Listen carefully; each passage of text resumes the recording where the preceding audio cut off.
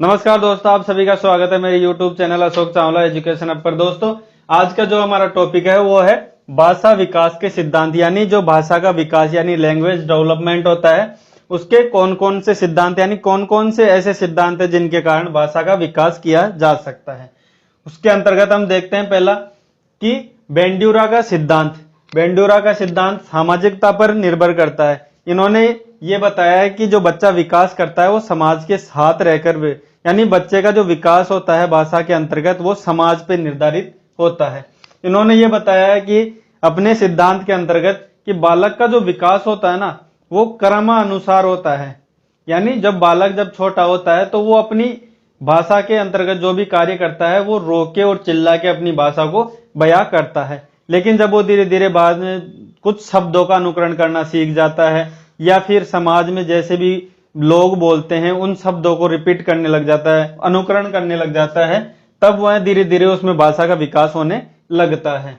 तो इनका सिद्धांत का मुख्य कारण यही है कि ज्यादातर जो भी बच्चा कुछ सीखता है वो परिवार या फिर परिवारजन और उसके बाद जो कुछ भी सीखता है वो समाज के अंतर्गत। अब जैसे हम बोलते हैं कि बच्चा जब छोटा होता है तो उसकी प्रथम पाठशाला क्या होती है? परिवार। लेकिन उसके बाद जो पाठशाला मानी गई है वो है समाज।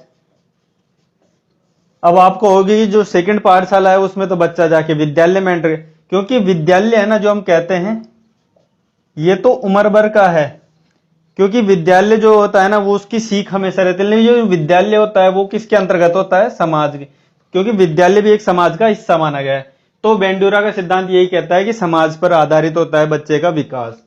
आगे देखते हैं परिपक्वता का सिद्धांत।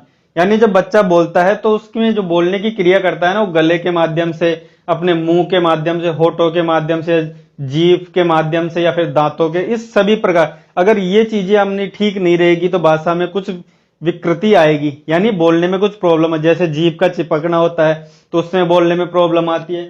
तो परिपक्वता का सिद्धांत यही कहता है कि ये सब चीजें परिपक्व होनी चाहिए, यानी पूरी चीजें सही होनी चाहिए, पूर्ण तरीके से पक जानी चाहिए जिसे कहते हैं हम। तो पूर्ण रूप से अगर सभी चीजें अच्छी रहेंगी तो ही भाषा का विकास अच्छा हो सकता है।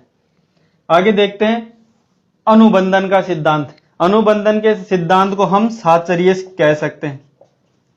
साहचर्य का सिद्धांत भी हम कहते हैं, वो इसलिए क्योंकि साहचर्य यानी साथ में निर्मित होना। तो साहचर्य अनुबंधन यानी जब बालक होता है उसमें अमूर्त बुद्धि नहीं पाई जाती, क्योंकि वो मूर्त प्रकार से सोचता है। अब दोस्तों जो मूर्त अमूर्त होता है वो तो हमने पिछले वीडियो में देखा ही है क्या होता है। देखिए एक बार मैं आपको और डिटेल बता देता हूं। क्योंकि मूर्त होती है ना वो तो होते है किसी मूर्ति स्थापित करके किसी बात को सीखना, और अमूर्त होते यानी उस मूर्ति के ज्ञान करने के बाद उसको वहां पे प्रेजेंट टाइम में नहीं हो फिर भी उसका ज्ञान कर लेना। तो दोस्तों जो बच्चा होता है वो किसी भी चीज को अगर स्पर्श करते हैं या फिर कुछ भी छूता है ना तो उसके माध्यम से ही उस वस्तु का ज्ञान करता है। जैसे बच्चा किसी गिलास को छुएगा तो उसके बाद परिवार के जन उसको बताएंगे कि ये गिलास है। उसके बाद अगर बच्चे को नाम भी लेके बताते हैं ना कि बच्चा ये गिलास क्या है, तो बच्चा उसके सामने वो छवि उत्पन्न हो जाती है, तो वो जान जाता है कि इसे गिलास कहते हैं। उसके बाद देखते हैं अनुकरण का सिद्धांत। अनुकरण के सिद्धांत के अंतर्गत हमें देखे शब्द के माध्यम से पता चल रहा है कि अनुकरण करना, यानी बच्चे होते हैं वो ज्यादातर जो भी सीखते हैं वो अनुकरण के द्वारा सीखते हैं। यानी सीखने की सबसे अच्छी प्रक्रिया बताई है वो अनुकरण को ही बताया गया है। वो इसलिए क्योंकि बच्चे को क्या है कि स्टार्टिंग में होता है ना बच्चा, तो वाक्य प्रयोग तो वो कर नहीं पाता है, क्योंकि बच्चा होता है उसमें ज्ञान इतना नहीं होता कि वो वाक्य प्रयोग करे। क्योंकि जो भाषा का संपूर्ण विकास माना गया है ना वो क्या माना गया है? वाक्य निर्माण। ठीक है, जो बच्चा वाक्य का निर्माण कर लेता है उसके अंतर्गत भाषा का विकास हो जाता है।